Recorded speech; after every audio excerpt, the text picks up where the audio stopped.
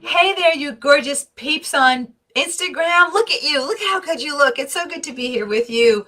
I'm Donna Hoffman. Hello, hello to you. And what's going on? Got it. Oh, there we go. Hello there to you on Instagram, and as well as hello there to you on Facebook. It's Donna Hoffman here, checking in and checking out all of the good stuff that I know we'll be talking to you about today. Hey guys, if you're new to me and our community of design divas, we have a big umbrella. And we have professional design divas and we have DIY design divas working on their own home. And we have a couple of divos. That's what we call our guys. All three of them that are here in the community. Anyway, I'm Donna. They call me the interior design advocate because I've been called one of the leading coaches in interior design in the United States. And when it comes to business owners in the interior design space, I help you to up-level your results, up-level your profitability, etc. And when it comes to DIY designers working on their own home, I help you to up-level your results designing on your own. Yo, you are not on your own. Anyway, when I'm not coaching and getting into all that coaching mischief, I run a luxury interior design company based here in the Philadelphia region of the United States. And we do all manner of really full-scale design. We build houses from the ground up. We renovate. We do, multi-room projects, but a lot of whole home. That seems to be a niche for us. And so every Tuesday for a couple of years now, several years, we've come out here, stop what we're doing at the design studio to come out here and talk to you about something that's on your mind. And I've been getting a lot of questions from both designers as well as from DIY design lovers working on your own home about decorating as a couple. Either decorating with your significant other, designing with your significant other, or as a designer, handling clients when things get a little hairy, a little wacky. But before we go there, can I just show you something fabulous that showed up into our office today? This is totally off topic, but I know you guys like to see what's going on in our office sometimes. There's a fantastic photographer over in the Netherlands, and her name is Manon Pardim Cooper. She grows, not only does she take these amazing photographs, she grows the flowers too. So this is like very much in a Dutch style. That's her work. That's her photography, what she grows. Then she'll do like these large scale things. I think her work is absolutely beautiful. I highly recommend you check out her feed. I mean, look at this. How good. It's upside down. How good is that? Maybe it's not upside down. I mean, look at how vivid. Just so beautiful. There she is in her own glory, in her own garden, working with her own flowers. This is just the tip of the iceberg of her work. I mean, it goes from these kind of more, and there's writing on it because she turned it into a postcard, but these really more contemporary looking items, to this like Dutch master kind of look. I mean, she's so good. We're putting one of her pieces into a project right now, and I think it's a great way to do something original in your collection if you're working there on your own home or with a client. You want something fabulous in the way of photography. And she has, things that are just all white flowers or just all pinks. I mean, she's just so good. Her feed is gorgeous. So there you go. Anyway, back to couples design. I've got all this stuff on my desk. It's hard for me to not pop it out there to you. All right. Decorating with a significant other. Is it hell or is it heaven? Well, let's talk. I'm going to tell you some true stories and you're going to say, no, she didn't say that, or he didn't say that. All right. So rule number one, when you're decorating or designing with a significant other, and if you're a designer working with a client, rule number one is you have to be aligned. The couple has to be aligned. True story. You have to be aligned on budget. You've got to be aligned on aesthetic. And we'll talk about that in a sec. True story. I worked with a very difficult client, and he was a financial planner and she was something else. And they were not agreeing in a meeting about budget. And things were starting to break down a little bit, and we kind of disbanded the meeting. We we put a pin in it. It's not like things fell off the wagon. The wheels didn't fall off the wagon. But she actually followed me into the driveway to say, listen, I want that sofa, and I'm going to do that sofa, and we're just not going to tell so-and-so. I'll call him Robert. We're just not going to tell Robert. And I looked at her, I said, how are we going to sneak an 87-inch sofa into the house? Isn't Robert kind of going to catch on to this?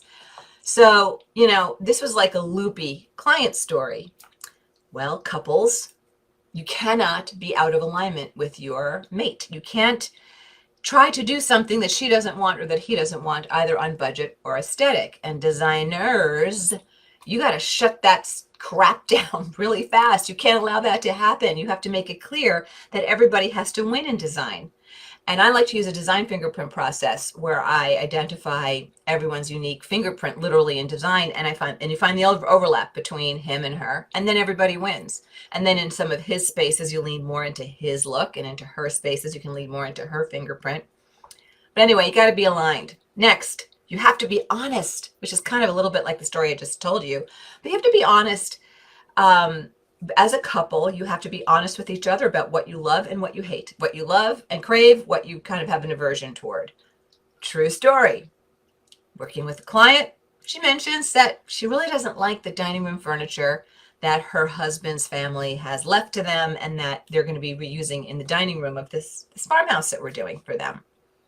Well, he wasn't present when she told me that, but I didn't really think anything of it. It was perhaps a budget issue that we were going to be reusing it, and I repurposed it and made it look really very beautiful and very fresh. But still, now jump forward. I'm in another meeting with this client, and both halves of the couple are forward, and I say, you know, Deirdre, since you don't really love Michael's family, dining room furniture, doing X, Y, and Z, we'll change the look, we'll lighten it up, we'll do bip, bip, bip, bip. And she looked at me like, what did you say? And I stopped. I said, what? She said, that was confidential. You weren't supposed to say to my husband that I don't like his family's dining room furniture. Well, hey, don't ever say anything to your designer that you don't want your spouse to know. You guys have to be aligned and honest.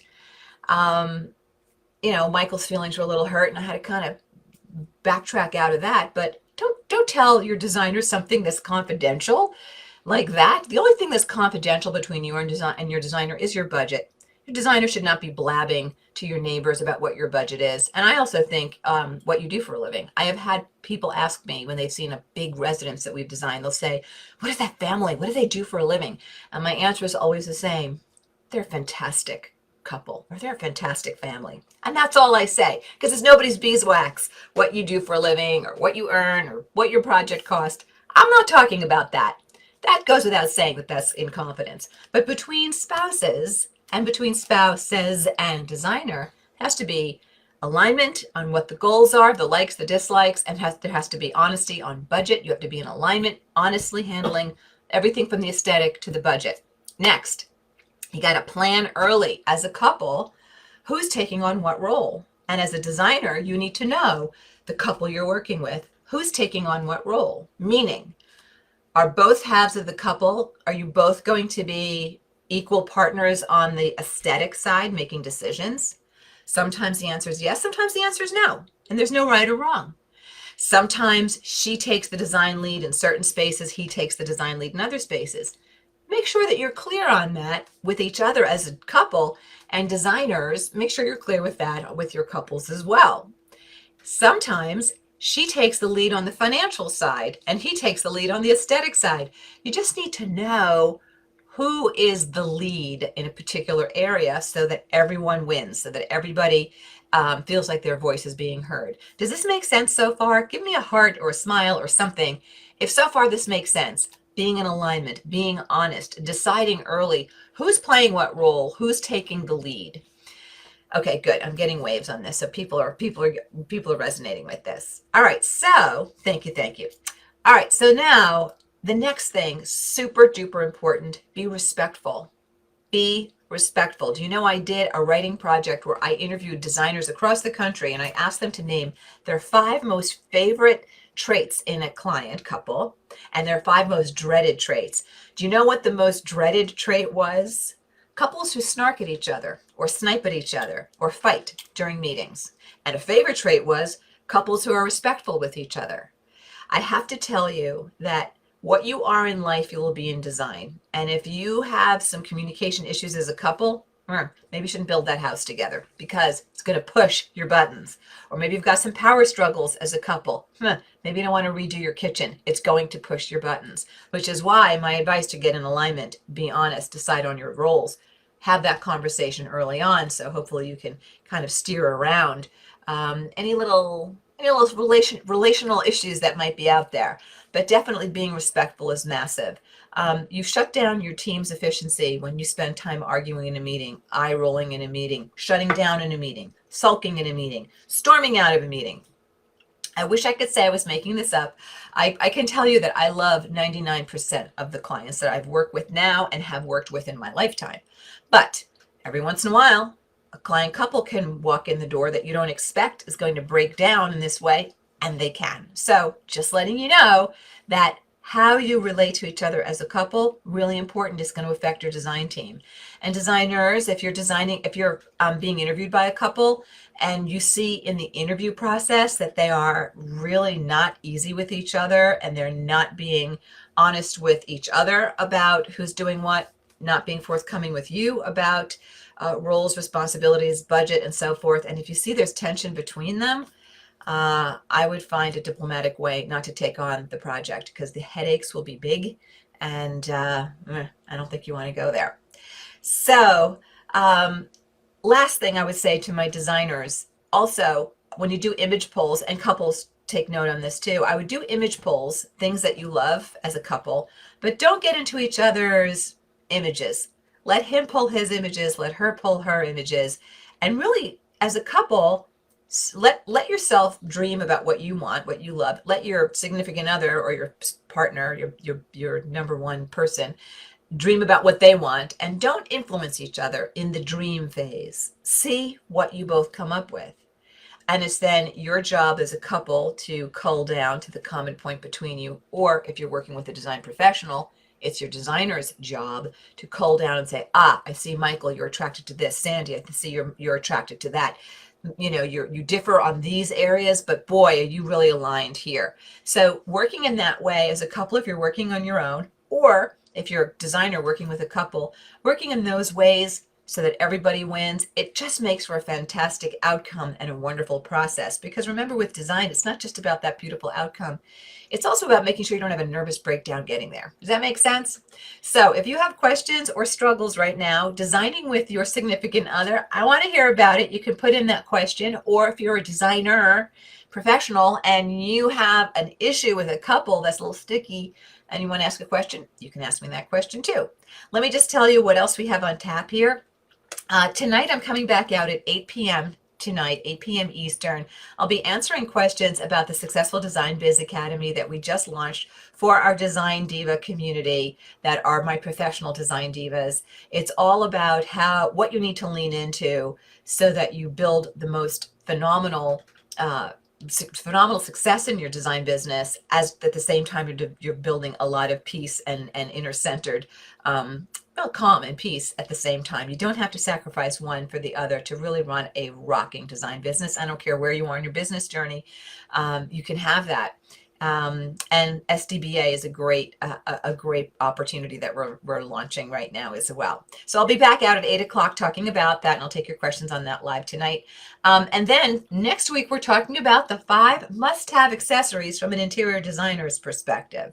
An interior designer's perspective on the 5 must-have accessories. All right, so there it is. So if you've got a question on topic on the designing with couples or your significant other, feel free to put that in. And if I don't have questions, no problemo. Okay, let's see. I'm getting hellos and so forth. And I'm getting all kinds of hellos. Oh gosh, darn it. What is this thing doing? Okay, there we go. Okay, hang on. Hold the phone. I'm sorry. I'm being a little... Okay, Jo is saying she's so happy to be back home and able to join us. I'm so glad, and thank you for all the hellos and waves on Insta.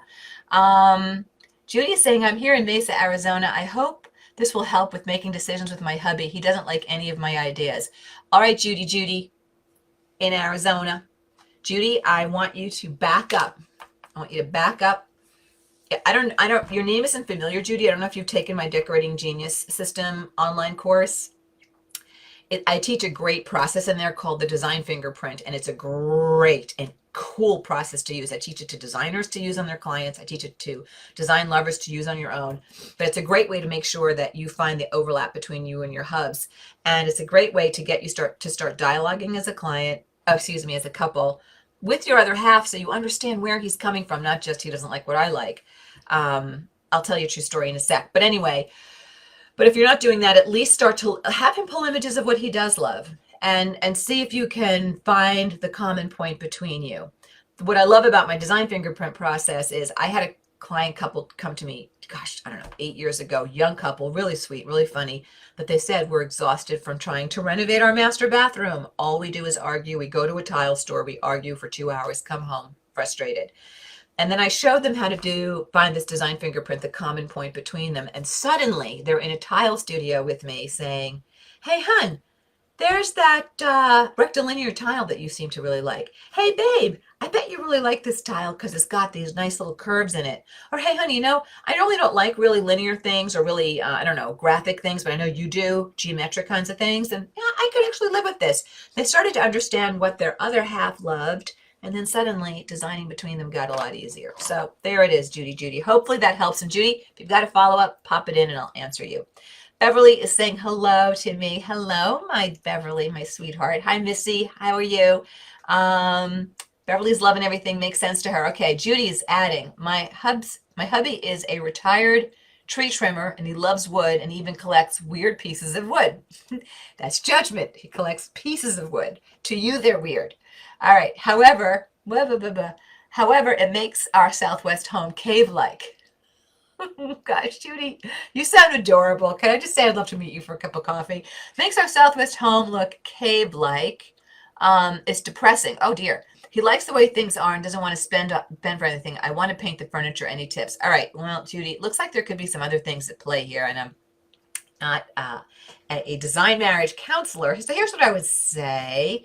I think you need to have a bigger talk with him about the fact that everybody has to love what's going on in your home. It can't just be what he loves. It's got to be for the both of you, although he might have a study or a library where he can have all of his weird pieces of wood, right? You guys with me on this one?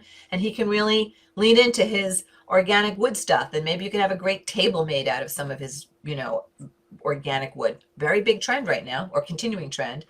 But painting furniture absolutely is a low-cost way to make some big bang for the buck changes and such. And the one thing I would say to any one of you, whether it's Judy and her husband with the organic pieces of wood that he wants to have everywhere, or if you're a collector, too much of one thing absolutely shuts down a space. Something as an accent is wonderful, but if it's all the same thing, none of it matters. And it all gets to be kind of heavy and ominous, not ominous, heavy and oppressive. So I would try to start with an honest conversation about everybody needs to win in the common spaces. And then if he has a study or a home office or a man cave, he can just go to town there and you can go to town in your space. That seems fair. Beverly is saying, my husband never agrees with my doings. My doings.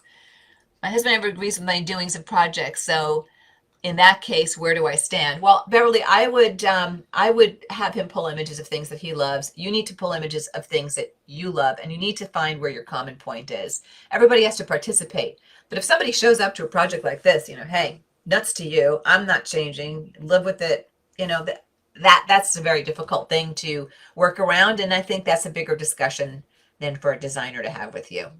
All right, but good luck with that. Paulette is saying, put the wood on the garage wall. There you go. I like the home office opportunity. When I first married Steve and we moved out to our home, he had this giant pencil and he had this big Fred Flintstone stuffed thing. And he had something else. Oh, and he had this weird table with it looked like a butler carrying something. It looked like Blimpy or Wimpy from the Popeye, whatever. He thought they were fun and funky from his bachelor pad. They ended up in his office and they look good there. And there it is. And in our home, we did things that Steve loves and I love. We found the common point. And in my office, I did things that he didn't necessarily love. It was a little more leaning toward me. So I think you really want to make sure you love your mate. You want to make sure they're happy and that they're liking what's going on in the home as well. So there it is. That's my 2 cents. Beth is saying, what if our significant other thinks he's a better designer and then you are and he's not? Oh, well then, jeepers, you guys have some challenges out there. What if your hubby thinks that he's a better designer than you are and he's not? I would go right back to that design fingerprint. I mean, Judy's saying, look, her husband won't even look at a pic. Well, I think if somebody just doesn't want to cooperate on the design, Judy, so not a lot you can do with that. I'm sorry about that. And as to, who's asking me that, oh, so who's saying my husband's better, thinks he's a better designer than I am, saying that. Beth is saying that. Beth, I would just look, guys, you're part of this home, he's part of this home. It needs to work for both of you in the common areas. I remember Steve saying, look, please don't put any ruffles on any pillows in our family room. 10 years ago, I don't want any ruffles in there now, but 10 years ago, I wanted a ruffle on a pillow. I didn't. Instead, I put a ruffle on a pillow in my little library. That's what I did, my little home office. So remember I said what you are in life, you will be in design. Well, what you are as a couple is going to show up in design as well when you're designing your home. So I think just having a logical discussion about the fact that, everybody has to win. We both live here. We need to agree on a budget. We need to agree on an aesthetic. We need to agree on meeting in the middle. And true compromise, even in business, is you don't get everything you want. You give up some things in order to get something else. And you find something you can all live with, right? So it sounds like some of you guys have some pretty big struggles out there on agreement there. So I'm getting thank yous. I'm glad this is helping you. Missy's saying, if the man's office was totally different woodwork, etc., will it be strange for resale value? Yeah, listen, if you start putting total strangeness into permanent fixtures, yeah, that's going to make your resale value strange. But if you say, look, I'm going to be carried feet first out of this home and I'm not worried about my resale value, you can put your initials in the backsplash of your kitchen. I don't think that's advisable, but you could do it. But I don't think it's a problem in honestly though, all kidding aside, I don't think in a non-contiguous space, in a guest bedroom, in a home office, to let somebody, break into their design aesthetic and do something that's very signature to them. Why not? I just wouldn't do it into permanent, the super permanent fixtures like woodworking, etc. But furnishings and paint colors and lighting and so forth, I'll go for it. I keep breaking the same nail today. That nail is not going to live for much longer. All right. Okie dokie. So Paulette is saying, I've ordered 4 lights. I like 3 of them and let him decide on the fan. Hey, there you go. That's compromise. Cheers to Paulette. Nicely done. And then on Insta, my gorgeous peeps on Insta said, Carol Ebersol saying, glad I have a husband that leaves all the choices up to me. Carol, you're pretty darn lucky. There are a lot of couples that we work with where the guys are very deferential to their ladies, saying, look, it's more important to her than it is to me, but I want my gym to look like this, or but I want my garage and toolkit area to look like that, or but I want the media room to look like this. So I think it's wonderful if you have a super supportive spouse. I know many of you do, or significant other. But I also know that sometimes there's a little bit of of power struggle. I was talking to a designer that I'm coaching about the difficulty clients face working with designers. We designers hit client families in 2 very intimate places. We hit you where you live, in your home, right? That's like a core in your life, a core centering point. We hit you in your wallet because design is not low cost. Even doing small things starts to add up over time. So design can be a high stressor for clients and couples. That is not unusual. So trying to be in alignment with your spouse or your significant other, your BFF that you're designing with, I think that's really important.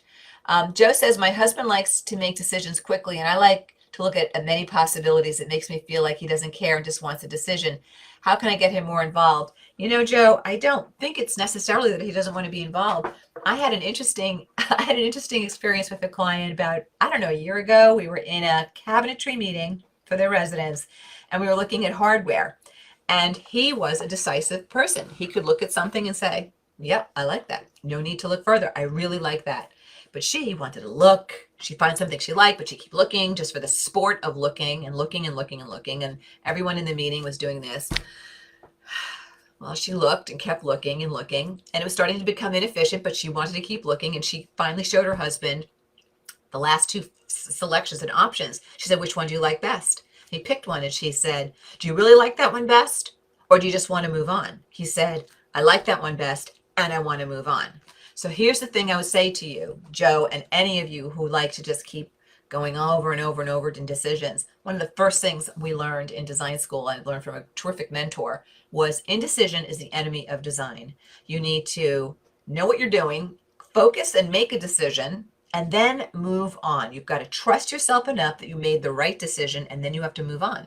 Because if you just keep going into this round robin of looking at every possible choice out there, even after you found something you loved, you're going to drive yourself crazy. You're going to put yourself into a spin. You're going to create some confusion for yourself. You're going to frustrate a spouse who doesn't work that way, and you're going to really delay your project. But everybody's a little different. When I was wedding dress shopping a zillion years ago, almost 30 actually to be exact, I tried on 5 dresses because by the 3rd dress, I found what I loved. I loved it. And I had 5 dresses in the dressing room with me, so I finished trying on the others, but I found the one I loved. I didn't need to keep looking.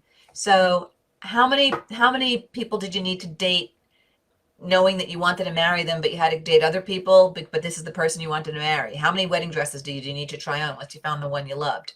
I guess it comes down to decisiveness, trusting your instinct, and you've got to let go of this idea that there's a better choice out there. If you see something you love, that's the right choice. If it works with the entire plan that you're putting together, that's the right choice. Period. End of story. Move on.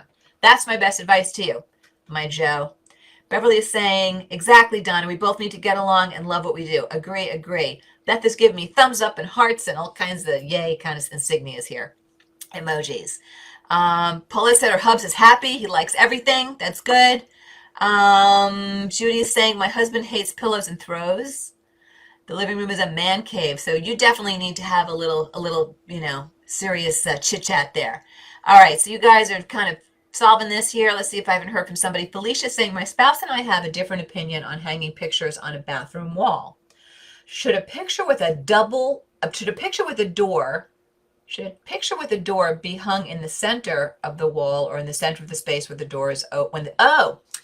I think I know what you're saying. Should a picture on the wall where the door is be hung in the center of the wall or in the center of the space when the door is open? That is a great, great question. I like to give people the view when they're in the bathroom when the door is closed. You just want to make sure that door isn't whacking into that picture. But I'm actually dealing with this right now on doing a large mirror in a young man's home, in a young man's bedroom in a home. And we absolutely looked at how odd the wall would look when the door is closed, which will be a lot because he's a teenager. It would look really strange if the mirror only looked in alignment when the door was open. So we're letting this big mirror be partially impeded by the door when it's open. So I would say center it on the wall. Felicia, hopefully that helps you. All righty, and there it is. I think we got to everybody. So next week, I'll be talking about the 5 must-have accessories from an interior designer's perspective. And tonight I will be back out here 8 p.m. to talk to you about my Successful Design Business Academy. Any questions that you have, there it is. And somebody's saying happy anniversary. Thank you, Carol. October, not until October, but thank you so much. All right, guys, hugs to you. I will see you next week for the 5 must-have accessory basics according to professional interior designers. See you later. Bye-bye now. Hi, this is Donna. Thanks so much for watching. And if you like this video, please hit the like button and comment below so I know what you think. And don't forget to subscribe to the Interior Design Advocates channel so you don't miss any of our great content.